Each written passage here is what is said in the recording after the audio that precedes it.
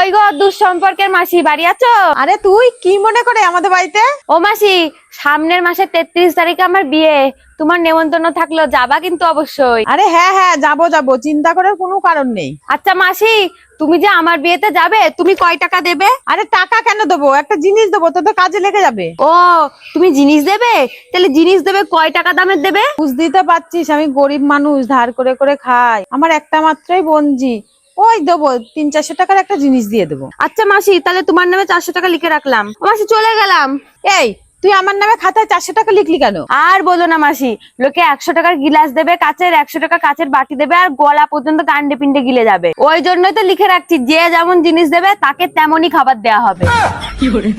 এই যে তুমি 400 টাকা জিনিস দিবা, তোমাকে দেবো একটু ভাত, একটু ডাল আর 1 পিস মাংস, তাও আবার পোল্ট্রি মুরগির, কিন্তু চাটনি পাপড় হবে না।